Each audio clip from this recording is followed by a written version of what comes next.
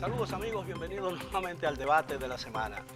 En la noche de hoy vamos a tratar un tema de suma trascendencia para la economía dominicana. ¿Cómo maneja el gobierno la deuda externa? Y realmente cuál es el monto real de esa deuda. Y para ello cuento con la honrosa presencia de tres destacados economistas. Desde mi izquierda, Polinar Veloz, Iván Rodríguez, Rafael Espinar, y un abogado y diputado, dirigente alto importante del Partido Revolucionario Moderno, el diputado José Pertico Santana. Buenas noches, caballeros, gracias por aceptar nuestra invitación. Realmente hay todo un mito o hay toda una leyenda negra alrededor de la deuda. Es decir, y desde hace mucho tiempo hemos estado escuchando de parte de algunos de que la deuda se está aproximando, si no llegó ya, al límite que el país podría tolerar. ¿Es cierto eso? Aquí se está. Bueno, Miguel, si los economistas lamentablemente tenemos que hablar en base a indicadores de sostenibilidad. A mucha gente no le gusta las intervenciones de los economistas porque siempre usamos métricas. Y así es. Y el tema que ha sido más estudiado por la academia en los últimos 30 años ha sido el problema de la sostenibilidad fiscal. De hecho, el Fondo Monetario Internacional sacó primero en el 2001, que mi amigo me lo regaló en esa oportunidad, mi amigo Apolinar Veloz, el libro gris de la deuda externa, lo que se llamaba en esa época, Guía para compiladores y usuarios de la deuda externa. ¿Sigue estando gris o es más oscura? No, sigue siendo gris, pero en el 2012 el Fondo Monetario sacó un nuevo manual más terminado que se llama Manual de Compilación de la Deuda Pública del Sector Público. Es decir, que ya no es solamente la deuda externa, sino toda la deuda de una economía. Eso aparte de la OCDE, que tiene un manual de indicadores de sostenibilidad, a partir del famoso Acuerdo de Maastricht del 1992, que es donde el Fondo Monetario Internacional establece lo que se ha llamado el umbral crítico de la deuda, que en ese momento el umbral crítico, es decir, hasta dónde un país puede endeudarse como porcentaje del Producto Interno Bruto, el umbral eran 25%. Luego, en el 2001, 2002, ese umbral se llevó a un 45%. ¿Y cuál es el nuestro? Y el último que yo tenga conocimiento, pues Apolinar me podría corregir, lo hicieron dos economistas en un working paper de lo del fondo. Yo tengo el documento, ahora no recuerdo el nombre, de los autores, que son aquellos que hicieron el análisis econométrico del concepto de economía que sufrían que eran intolerancia a la deuda, a partir del trabajo de Carmen Reintal y Kenneth Rogo. Ellos hicieron el estudio, estos economistas, y llegaron a un coeficiente de 58% como umbral de la deuda pública. ¿Y el nuestro cuál es? Bueno, yo hice esta mañana, de hecho lo publiqué en mi cuenta de Twitter, con los datos actualizados de acuerdo a la Dirección de Crédito Público al mes de abril, que es la última información que yo tengo. Yo siempre he trabajado con las estadísticas oficiales, no me llevo de otras informaciones. La deuda pública total, incluyendo el Banco Central, está al día de hoy en los 65.753 millones de dólares, de los cuales... Eso es el 80% del Producto No, Interno. te voy a decir cuánto es. De los cuales unos 15.000 millones son del Banco Central. 15.000 millones en términos redondos. De dólares. De dólares. ¿Y la cuenta en pesos? Equivalente. O sea, esos son 827.000 millones de pesos. Si tú restas esa deuda del Banco Central y te quedas solamente con la de lo que los economistas llamamos sector público no financiero, son 50.280 millones, que eso equivale a un 47% del Producto Interno Bruto, y si le suma la del Banco Central, equivale a un 61.3% del PIB. ¿Qué sucede? ¿Por qué ha bajado si para esta fecha el año pasado estaba en un 71%? De hecho, lo dije aquí en tu programa. Es que el Producto Interno Bruto ha aumentado, como es el denominador, ha aumentado muy fuerte. Fíjate que en el 2020... Eso se debe al crecimiento de la economía. De la economía. En el 2020, ese denominador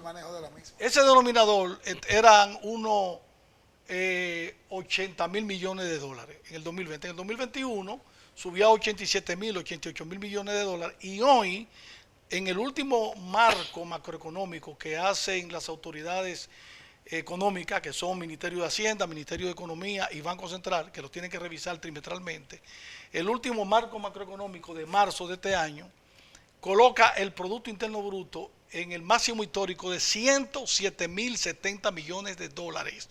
Cuando tú divides los 65.750 millones entre ese total de Producto Interno Bruto de 107 mil millones de dólares, te da un 61%. ¿Pero qué resulta?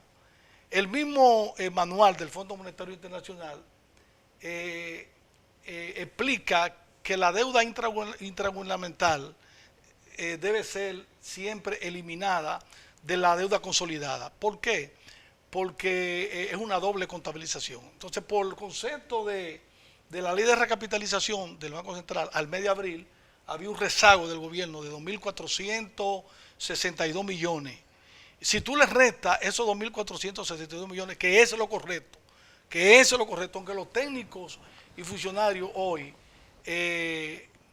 no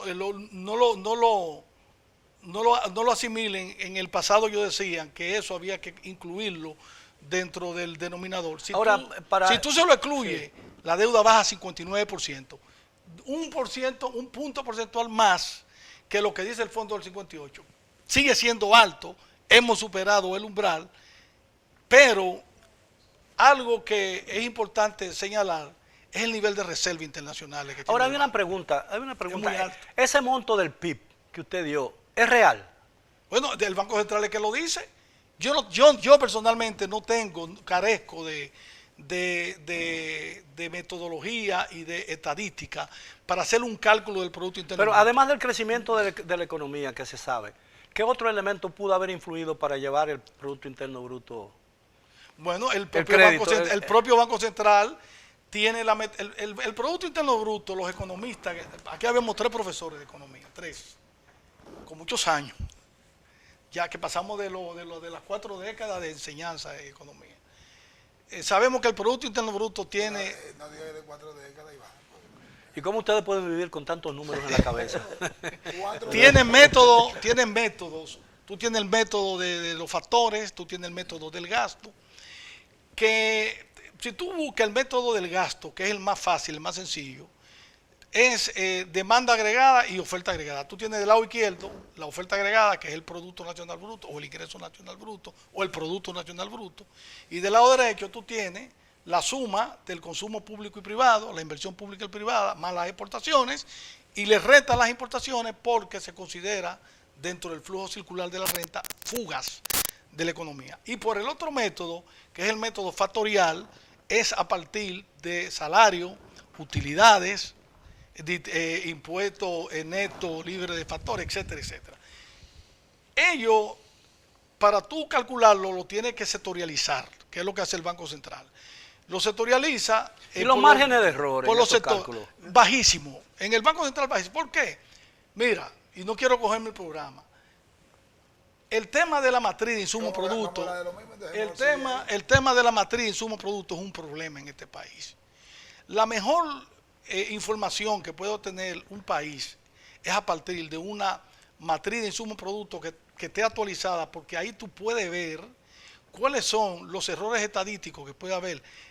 Por ejemplo, en el caso de las compras intermedias, que son básicas para determinar el valor agregado. En la evaluación de la economía de un país, la interpretación de esos números no influye. Mira, Miguel, lo que pasa es que yo estoy oyendo a Iván y soy economista. La economía vive llena de mitos.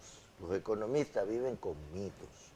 No hay un porcentaje de deuda en relación con el producto que tú puedas decir que es crítico o no es crítico. No lo hay, Miguel. Japón debe más del 200%. Sí, del pero es la producto. tercera economía del mundo. Por eso es la tercera economía del mundo. Entonces tú no lo puedes decir que hay un umbral, porque depende de la economía. Si tú lo dices como así, como si fueran los 10 mandamientos, entonces parecería que todo el mundo debe cumplir eso, y no es así. Depende de muchos factores. Por ejemplo, Pero hay mandamientos que no se cumplen, el 7, por ejemplo. claro. Pero ¿Cuál es por el ejemplo, 7? en el caso de... Yo que no soy católico, ¿cuál es el 7? No amarás a la mujer de tu prójimo. Miren el caso Por de eso Estados los Unidos. judíos dijeron, táchenlo. Ah, Pero El es 7. que es relativo, Miguel. Mira, no es como los mandamientos, en el sentido de los Estados Unidos tienen más del 100% de su producto en deuda, pero son economías que tienen otra dinámica. Entonces yo diría siempre que cada caso es como lo hacen los médicos, no hay una línea general, pero cada caso tiene un comportamiento específico. Por ejemplo, en el caso dominicano, hay un tema que es la deuda en relación con el producto, pero es mucho más importante la deuda en relación Con el con presupuesto. la capacidad de pago Con el de presupuesto. los ingresos públicos. Eso para mí es lo más importante. ¿Por qué? Porque el producto dominicano, desde el 1966, ha crecido sostenidamente, excepto en la crisis del 2003, en el 90 y en el 85. Ha crecido todos los años, y bueno, y ahora en el 20. Entonces, si tú como economista mides las tendencias, la tendencia de la economía dominicana es al crecimiento. Pero yo leí que en 1966, que usted cita ese año, Sí. la economía dominicana era comparable con la economía de Corea del Sur, y hoy Corea del Sur es la 10ª economía del mundo. Porque- Lo que pasa porque es ese que fue otro- atendió a esa propuesta de industrialización del siglo XIX Exactamente. de Rafael ¿Qué es lo que no- y se desarrolló. Que es lo que no hemos Entonces, el esa modelo es de la sustitución diferencia. de importación. Entonces, el asunto es el siguiente. O sea, yo escuché a Iván, escuché a Rafael, y efectivamente uno no puede decir a ciencia cierta que una economía que traspase cierto umbral de relación deuda-PIB puede tener problemas de pago.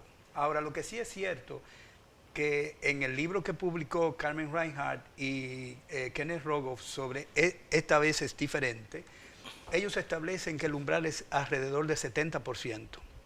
Pero ellos dicen que puede haber ¿Para economía emergente o para...? Como dice Rafael, que pueden tener un 100% de deuda PIB y efectivamente no lo coloca en un problema ahora. ¿Qué es lo que ellos plantean? La economía, por ejemplo, de esos países funciona de una manera muy distinta. ¿Por qué? Porque la deuda de Estados Unidos y la deuda de Japón es con sus nacionales. La deuda de República Dominicana, el de alrededor de un, ¿cuánto? 50, 30 y pico, 50% la deuda es en deuda en dólares. Desde ese punto de vista, entonces nosotros tenemos un problema, que tenemos que buscar siempre más pesos para pagar esos dólares. Y además el mecanismo de financiamiento que tiene el gobierno norteamericano es que compra deuda de el Tesoro norteamericano y sencillamente hace una emisión. Es decir, hay un endeudamiento en su propia moneda, de tal manera que si uno considera que la Reserva Federal puede emitir todo el dinero que puede, porque sencillamente no tiene un patrón oro que le limite la emisión, pues efectivamente la deuda siempre se puede pagar. Ahora bien, en República Dominicana... Permíteme que te interrumpa en un aspecto, porque ahí cuando hablamos del porcentaje de la deuda, lo que está diciendo Polinar es válido para el Banco Central. La deuda del Banco Central es como la del Tesoro americano, es deuda en pesos, con sus ciudadanos. No, ahí tiene un problema. Ahí tiene un problema, y es que el Banco Central tiene un pasivo que paga intereses y eso impide su capitalización y por eso tiene que entrar el gobierno y por eso nosotros tenemos problemas. Pero es igual que el Tesoro, en el sentido del Banco Central. Mientras los compradores de bonos los compren, no quiebra. Entonces puede seguir emitiendo bonos infinitamente. Infinitamente. Las operaciones del mercado abierto, conceptualmente, pero no es igual. O sea, lo que hace el Banco Central aquí para esterilizar dinero, no es lo que hace la Reserva Federal, claro. Son cosas diferentes. Son Ahora, ¿qué cosas opinan? diferentes, ¿Qué pero opinan? tienen el mismo efecto económico. No, Yo, son cosas diferentes. Hay inflación ahí. ¿cómo se ve la situación de la deuda? y el manejo de ella desde la perspectiva del Congreso? Mira, en el caso de nosotros, y asumiendo los números que tenía Iván, que básicamente lo dio al Chele, y solo yo iba a redondearlo en 2.400, esos 2.400 millones que hay que sacar para que el PIB siga bajando. Quiero decirte que nosotros ahí en el Congreso básicamente hemos dicho que lo importante no es ver cómo nos endeudamos, sino para qué nos vamos a ir endeudando, cómo vamos a ir cambiando el modelo que tenemos, porque si el modelo no se cambia y la deuda sigue creciendo, va a llegar un momento que es insostenible, porque ciertamente, como dice Apolinar, los Estados Unidos se endeudan en su moneda y localmente.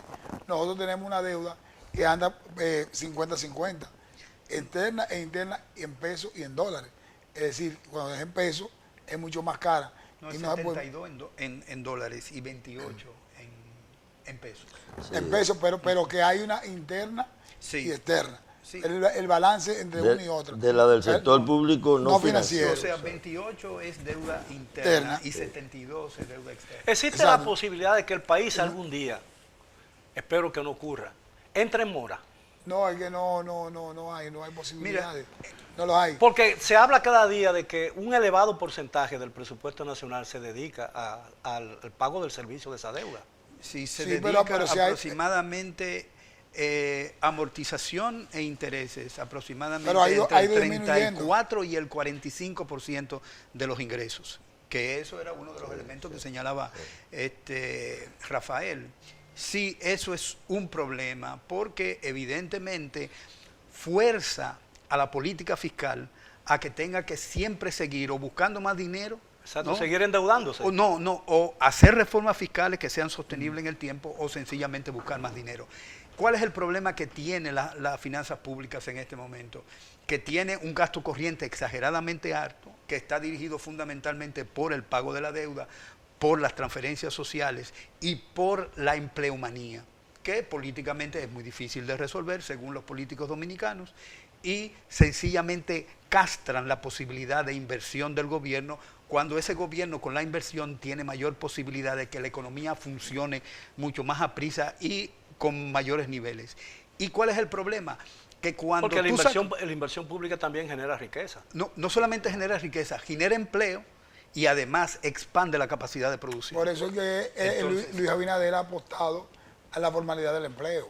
Y eso es algo muy bueno, que puede generar, como dice Apolinar, más recursos, porque en la medida que tú tengas un empleo más formal y que tú empieces a tratar, y es lo que apostamos mucho, ya que hemos hablado mucho al cambio de modelo de la industrialización del campo, para cambiar ese modelo, porque como en el 66, como bien decían ustedes ahorita, la economía nuestra era paralela a la economía comparable, a la economía de Japón. De Japón no, de Corea del Sur. De Corea. Pero ellos apostaron a la industrialización, incluso las importaban productos para industrializarlo. Nosotros aquí producimos productos que tenemos la capacidad de industrializarlo y no lo hemos hecho. Entonces el gobierno debe de empezar a encaminar esas acciones a industrializar el campo para lo que producimos aquí, poderlo exportar y además de eso generar empleos formales, y los empleos formales van a generar mucho más recursos para la economía y ahí el gobierno va a tener una mayor fluidez. Mira, ahora, Antes de que tú sigas, yo quiero aclarar algo. Como yo fui el que introduje el tema de la academia, yo quiero aclarar algo. Cuando yo hablo de umbral, es refiriéndome a economías emergentes, que eso quede claro. Por lo que explicó el profesor Veloz. Pero eso quedó claro, creo. No quedó claro, porque Rafael Espinal, cuando habló de los mitos, y es cierto que en economía existen muchos mitos, muchísimos. ¿La nuestra es un mito? No. La competencia perfecta. Digamos, sí, eso es un mito. La competencia perfecta. Por ejemplo, la competencia perfecta, eso es un mito. Como el multiplicador keynesiano también es un mito. Mira, cuando yo me refería al umbral crítico, Todavía hablamos de Keynes. estaba basándome en el estudio de Rogo y de la Renta, que son los académicos que utilizan los organismos financieros internacionales para hacer su cálculo, su metodología de análisis. Y su pronóstico. Y ellos lo establecen muy claro, muy claro. Estos indicadores no pueden ser medidos igualmente para países grandes, como los Estados Unidos, como Alemania, como Francia, etcétera, que para países de, vamos a llamarlo, del tercer mundo, o de economía emergente, como se le llama ahora. Yo estoy de acuerdo con que esos países tienen ese nivel de deuda que supera el 150% en algunos casos. La economía dominicana tiene un nivel de deuda alto. Ahora, ¿es manejable? Sí, es manejable. Y yo pienso que mientras no tengamos una presión fiscal que sea equivalente al nivel de gasto que nosotros tenemos para quedar en un equilibrio presupuestario, si tenemos un 18% de gasto como proporción del PIB, que la recaudación sea un 18% de impuestos como proporción del PIB. Mientras nosotros no tengamos ese nivel de equilibrio fiscal, vamos a tener un déficit. Bien. Y ese déficit lo vamos a tener que financiar. ¿Por qué? Y lo dije yo en este, no lo dije aquí, te lo dije en el COVID, en el 2020, a Miguel, le dije, Miguel, este gobierno no podrá hacer reforma tributaria. No hablemos de reforma fiscal. No va a poder hacer reforma tributaria porque en el periodo de COVID, que yo decía que para esta fecha quizá nosotros comenzamos, ahí me equivoqué, a recuperarlo. Bien. No va a ser porque está al posible. frente. Bueno, Sí, señores, reconozco caballeros, tenemos necesariamente que hacer una primera pausa, pero regresamos de inmediato después de ella. Bien, estamos de regreso en compañía de 3 economistas, Apolinar Veloz, Iván Rodríguez, Rafael Espinal y un político, dirigente harto y miembro del Congreso de la República, José Bertico Santana. Y hemos estado hablando durante todo el programa del manejo de la deuda y el monto de la deuda y lo que eso representa para la economía del país. Ahora, ¿qué se ha logrado con la deuda? ¿Ha servido para algo la deuda?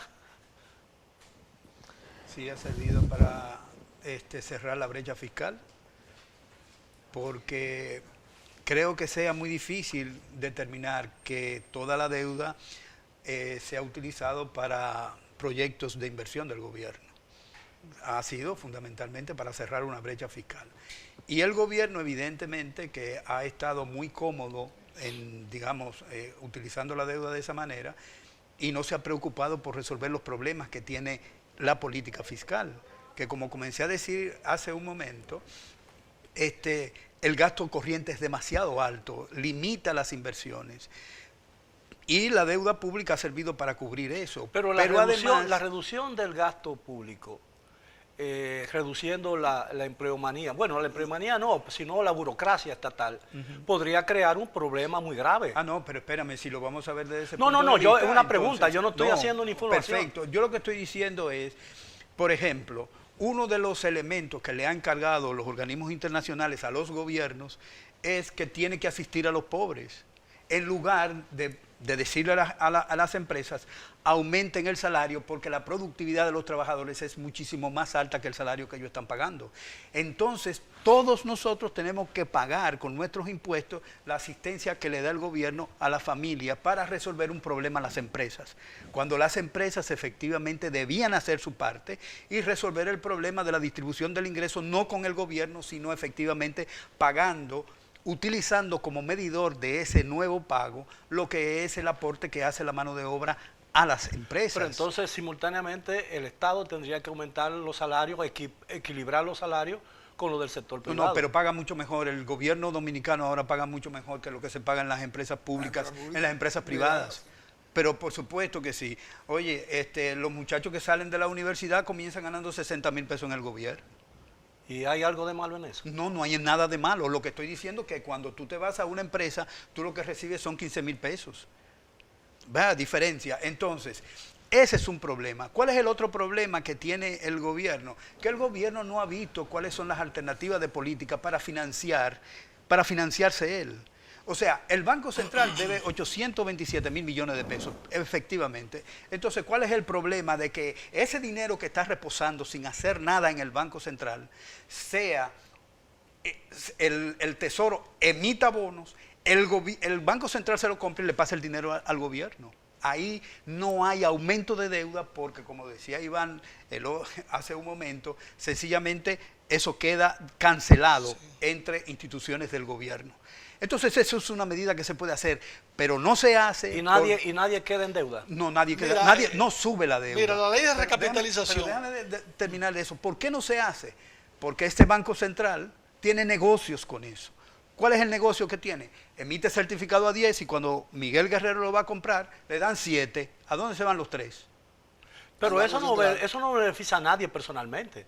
Yo no sé, yo lo que pregunto es a dónde se van el 3% de diferencia entre la colocación del Banco Central y lo que le da un agente que vende bonos en el mercado. Mira, Miguel, Pero eso por te restringe, digo- eso restringe el circulante. Sí, pero No, olvídate de lo que restrinja, lo que estoy planteando es que la limitación que tiene una medida de esa naturaleza es justamente ese tipo de negocios que se hace con la política monetaria. Pero Pero, Miguel, mira, Miguel, tú ¿Creen hiciste una ustedes que pregunta. realmente... Tú ¿creen hiciste una ustedes- pregunta. ¿Creen No, ustedes pero que una esa... botella. Pero no, pero yo quería saber, ¿es realmente eso un negocio? Sí, él lo es. Bueno, Bueno, para mí es para el Miguel, sector financiero, son operaciones de mercado fundamentalmente abierto, es ese muy negocio. rentable. Para el sector Mira, financiero. No, pero yo No, sé no. que es un negocio porque es rentable. Me refiero a la connotación que se le da aquí a la palabra negocio. Mira, es un instrumento de política, Ganancia, que es un produce instrumento ganancia. de política Sí, monetaria. que beneficia al sector Beneficia. financiero. Vamos esencialmente. a la el teoría, negocio- a la el teoría sector financiero que académica. va detrás de él. Va detrás de eso, sí. La política monetaria tiene Pero instrumento certificado. pasivo e instrumento activo. Es un instrumento activo de política monetaria. Apolinar ha dicho algo que es muy importante. El problema del déficit cuasificar del Banco Central, que se generó con la crisis bancaria del año 2003. Se generó, nació. No, se Con generó la porque crisis, venía, pero- ya había un déficit. Pero Había un déficit cuasificar que incluso la Rosario Dominicana. pero hoy no tiene nada que ver con eso. Bueno, Hoy es un instrumento pero- de esterilización de los es Que va, pesos. y que va creciendo cada vez más. Ahí, mira, la deuda, para darle la razón a Rafael, los economistas, decía Milton Friedman, estamos de acuerdo en el 99% de nuestro planteamiento, pero lo que dejamos ver ante la opinión pública es el 1%. Mira,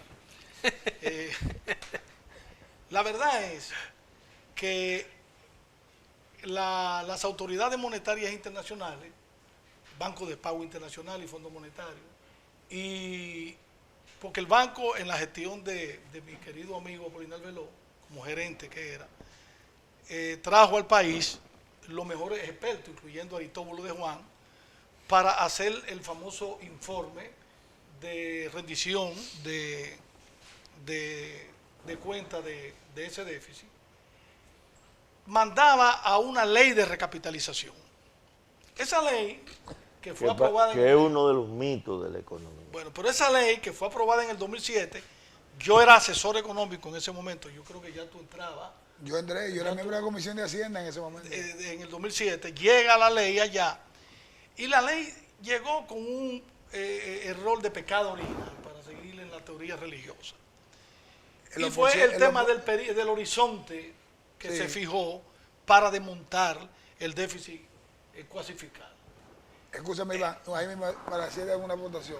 En ese momento, muchos de los miembros de la comisión planteamos que no era viable, no iba, en el tiempo no iba a lograr el objetivo que se buscaba por los porcentajes tan altos. Es tan así Y que... oye, y ya lo que nos dieron a nosotros, políticamente hablando, miren, aprobemos eso, porque si no aprobamos eso, a nosotros no nos la van a aprobar ellos. Aprobémosela así, aunque yo no quiero, digo, pero es que es irreal, es decir, vamos a hacer algo que nadie lo va a poder hacer. ¿Quiénes son ellos para ilustración? Las de los autoridades amigos televidentes? Las autoridades en ese momento. Autoridad Parte del monetaria. poder político. Dije para ilustración de los amigos televidentes. Pero, Porque no, y al tiempo. Iván está haciendo la historia, pero al día de hoy, mira, deben 15.000 millones de dólares Que se va- equivalentes en pesos. Pero oye el problema. Pero Rafael, tienen 14.000 millones reservas. Sí, pero eso no, Entonces- no entonces- se pueden dedicar a eso. No, A eso. exacto. No se puede dedicar a eso, no. Esa reserva tiene un origen también en este pasivo. Tú estás comprando para comprar dólares. Pero no en el pasivo. Tú estás comprando, tú estás emitiendo, no por la crisis del 2003, ya eso pasó hace mucho, es el pecado original, como dice correctamente. El Banco Central emite para recoger dinero, pesos, y comprar dólares. Ahora, una Y pregunta. subir la espérate, reserva. espérate. Entonces, es una deuda que yo no la entro en el esquema. Eso es recapitalizar, que la gente pague impuestos para capitalizar al Banco Central, porque el Banco... No. El Banco Pero Central, así, mientras la gente compra los bonos, pero tú que sabes- emita. tú Si sabes- quiere emitir, que emita. Es como la reserva. ¿Quiénes están tomando el riesgo? Los tenedores de bonos. Son los que toman el riesgo. Si yo compro un bono del Banco Central que emitió, y yo estoy esperando mi interés, ¿quién es que está tomando el riesgo? Pero El ese ciudadano, riesgo puede- la entidad. Oye, ¿verdad? si el riesgo se da, Entonces, mientras si el riesgo se da, los tenedores de bonos compren los bonos y el Banco Central lo emita y lo pague, no hay problema. Bueno, pero si no lo paga, pueden entrar el banco en default, ¿no? No, No, los bancos centrales no entran en default. no lo puede pagar. El problema es que la Y atracción con que esa puede reserva, hacer, Pedro.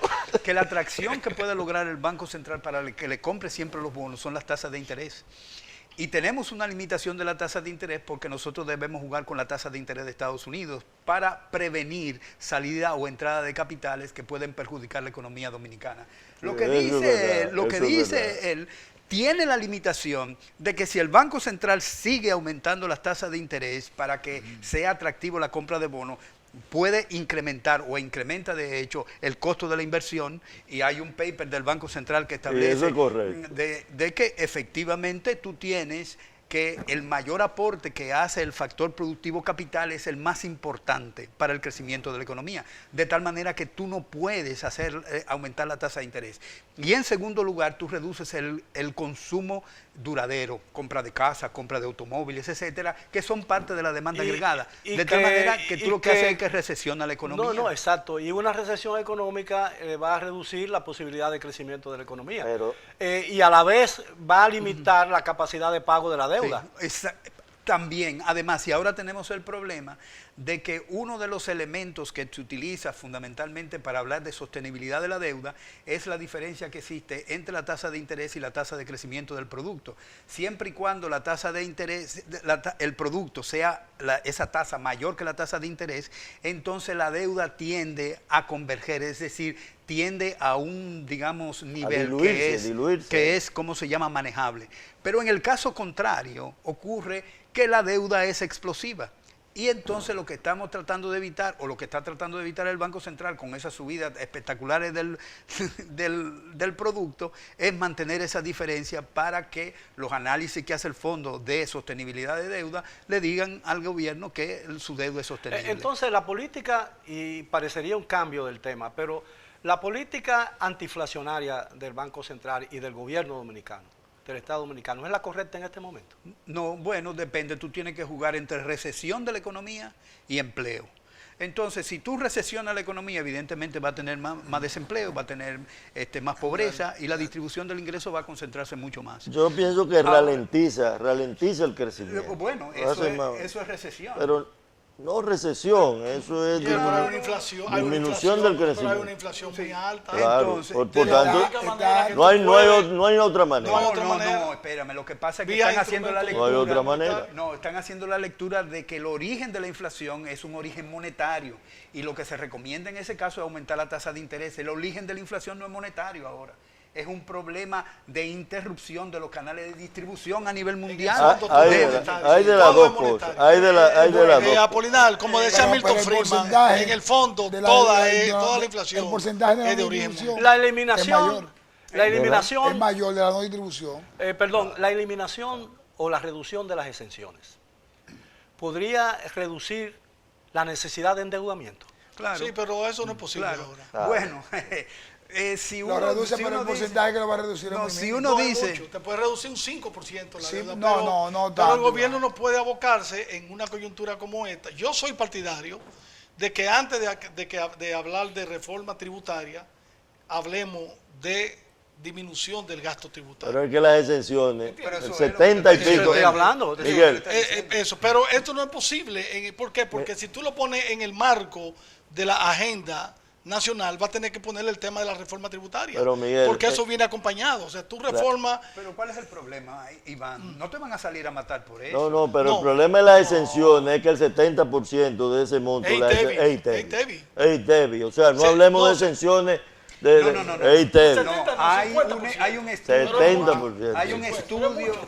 hay un estudio de la DGI que establece, primero, que el 63% del ITEVI Exacto. Se evade. se evade, Sí. pero también el 43% De la renta. No, el 63% no. Ahora, si 42, redujeran, 43, si de redujeran ITEVI, el no, ITEVI y se redujeran el impuesto al salario y a las ganancias de capital, no... Quiebra el país. ¿Por qué quiebra el Oh, país? pero ve Pues se acá. van las asociaciones público-privadas, se van los fideicomisos, Se va todo, que ¿verdad? es la línea de este Mira, gobierno. mira, Quiebra el país. uno de los Hay que mitos cerrarlo. de la economía, Ese. uno de los mitos, espérate cuál, que todos deben tener el mismo nivel de renta, Sí. 27%, porque eso lo dijeron algún impuesto economista, plano, un impuesto plano. ¿Y por qué hay que tratar a este programa con un 27% de impuestos sobre la renta, igual que a una empresa Que no que paga. tiene otro tipo de negocio, totalmente diferente a Y él? a la mayoría Pueden ser distintos las rentas. Igualmente el ITEVI puede ser diferente dependiendo de los productos. Y que Pero el impuesto eso- sobre- De hecho, es así, en Eso muchos impuesto sobre productos. renta Pero eso celular. complica mucho la Complica administración tributaria. mucho, pero Pero el ITEVI es muy regresivo, sin lugar a dudas. es regresivo. Sí. Claro. Pero ese es el fundamental financiador del gobierno. Bien, si me lo permiten, tenemos que hacer una última pausa. Regresamos después de ella con la parte final del tema de esta noche. El manejo de la deuda y si es correcta o necesita una inyección de sabiduría el manejo de esa deuda. Regresamos después de la pausa.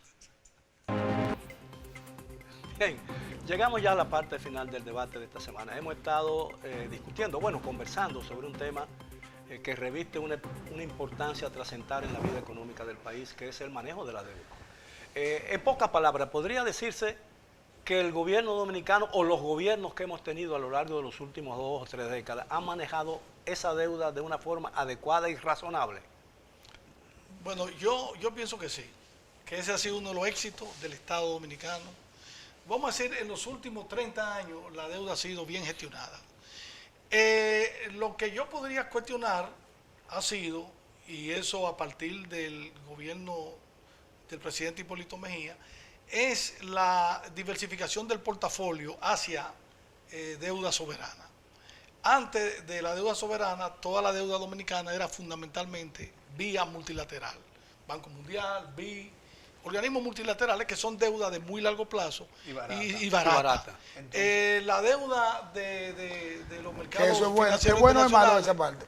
eso es bueno. Ah, ok. La deuda, la ventaja que tienen los gobiernos con los bonos soberanos es que lo colocan rápido, de una vez, no esperan 6 meses, 8 meses, un año, a veces un periodo de gobierno con los organismos multilaterales, pero el costo de la deuda es mucho más caro y el Mira. tiempo de pago es mucho más bajo. Pero oye, Pero eso no es racional. ¿eh? No, pero cuando Iván, cuando Iván termine, si tú buscas los indicadores de riesgo de nuestra deuda pública hasta el año pasado, porque este año se está complicando por el tema de la geopolítica y se va a complicar más, pero los indicadores de riesgo, es decir, horizonte de tiempo, tasa de interés, riesgo cambiario, eran manejables y aceptables. Teníamos una colocación en los mercados financieros a tasa de renta, a tasa de interés fija de casi un 80%, y eso va a variar en este año. Va a variar significativamente por el tema de la volatilidad que está produciendo la guerra de Ucrania. Pero para concluir, yo quiero aclarar, porque Apolinar entró bien en el tema de la deuda del Banco Central, y ahí, como los economistas nos gusta oírnos mucho a nosotros mismos, se armó un lío. La ley de recapitalización nunca fue cumplida, ni ha sido cumplida. no, nunca. Porque como se consiguió la deuda, era como Apolinar la explicó, era el Banco Central cambiar esa deuda que tiene, en vez de esterilizar dinero, y pasársela a Hacienda, y Hacienda entonces pagarle al Banco Central. Eso no operó, eso no funcionó. ¿Y qué ha resultado? Yo lo digo con responsabilidad, que se convirtió desde el 2004 hasta la fecha en el principal y más efectivo de instrumento de estabilización cambiaria. ¿Cuál ha sido el éxito del actual gobernador del Banco Central, por lo cual se ha convertido en una especie De gurú. de gurú? Que gracias a ese manejo de operación de mercado abierto, ha logrado, recogiendo esa cantidad enorme de dinero, mantener la estabilidad del dólar, para mantener la estabilidad cambiaria, y por eso Y el ya costo, es el costo de eso. a un costo que puede ser explosivo en un momento determinado. Pero todo tiene un costo en la economía. Sí, pero tú tienes que valorar. Lo que sucede es, y ojalá que el gobierno, a través de su representante en este panel, mi querido amigo Bertico Santana, le lleve a las altas instancias la necesidad de que un sintán de economistas del sector público, el sector privado, de la academia, se pongan a estudiar la solución a ese problema de la deuda del Banco Central, porque lo único que puede poner en peligro en un momento determinado la estabilidad de pago en el país es la deuda, no es la deuda del gobierno central, esa deuda yo la veo bien manejable, es la deuda del Banco Central, porque esa deuda del Banco Central genera un corral financiero de una vez. Entonces, hay que ir desmontando ese dinero rápido. Yo no le tengo tanto pánico a esa deuda como Iván. Yo no le tengo pánico. Tú hiciste una pregunta de cómo se había manejado la deuda. Mira, yo creo que aquí hay que dividir siempre periodos. Hasta el 2012, aquí la deuda estuvo caminando bajo el marco del Fondo Monetario, la crisis del 2003, 2004, un acuerdo con el fondo, y fue manejable. Después del 2012, el país se hizo adicto a emitir bonos. Y la deuda subió. A emitir bonos. Sobre todo. A emitir bonos. Y lo digo, el gobierno 2012, 2020. Esos instrumentos financieros hacen vulnerable la economía dominicana. Hacen vulnerable. Y el crecimiento económico de ese periodo, a partir del 2013, se sustentó en bonos. La deuda subió de 17 mil millones en el 2014 al 2019 que llegó a 36 mil millones. Es decir, en ese periodo, casi 20 mil millones de dólares. Es decir, más del 100%. A pesar de que el crecimiento seguía, el crecimiento se sostenía en esa deuda.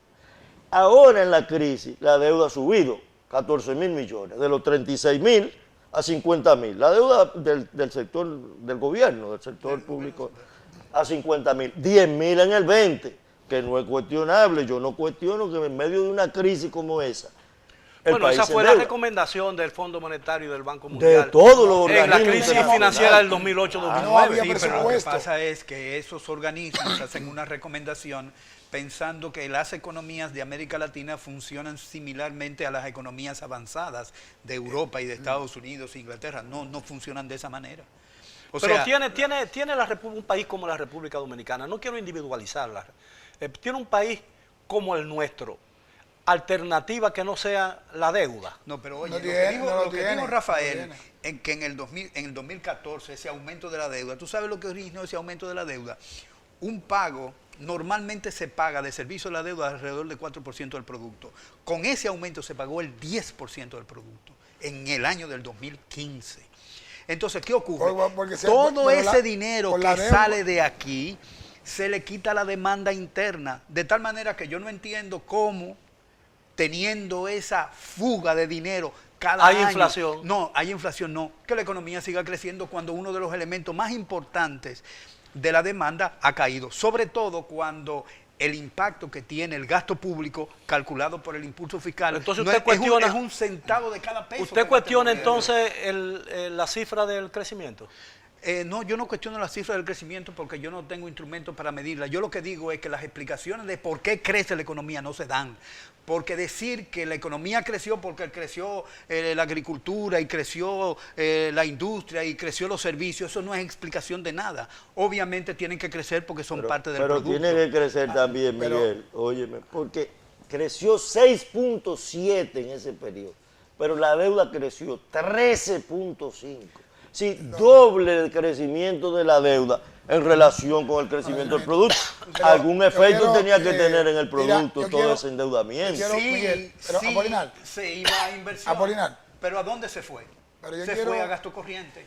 Y el Miguel, gasto corriente tiene un impacto solo en la economía, yo quiero que es el gasto del dinero, no más porque no hay Pero expansión, genera ¿verdad? demanda, Genera demanda de una sola vez. Que esa es la gran diferencia de unos modelos que establecen que lo más importante en la economía es la inversión, porque no solo ensancha la capacidad productiva, sino que también genera empleo. Yo quiero Entonces ese es el problema. aportar algo con relación a la pregunta que hacía Miguel al final de la introducción del segmento que estamos ahora, hace un momentico, con relación al gobierno y el manejo de la deuda. Yo quiero tener claro que nosotros en la Cámara de Diputados y en mi caso como presidente de la Comisión de Hacienda hemos visto crecer por parte del gobierno la intención de endeudarnos a través de los organismos multilaterales. Incluso hemos visto cómo el gobierno ha ido cambiando la deuda que se toma por concepto de bono por los organismos multilaterales, porque le están dando mayores niveles de flexibilidad y es mejor endeudarse. Al extremo que este año vimos cómo al final del año 2021 la deuda estaba en un 50.7, ahora mismo está en un 47, es decir, va a ir disminuyendo del gobierno central. No estoy hablando, no es toda la deuda. Sí, pero yo estoy hablando de la deuda del gobierno central, porque básicamente cuando hablamos de la deuda del gobierno central y del manejo, como hacía la pregunta Miguel, nosotros como congresistas vemos que el manejo que se le está dando ahora es el adecuado. Ahora, como ahorita planteó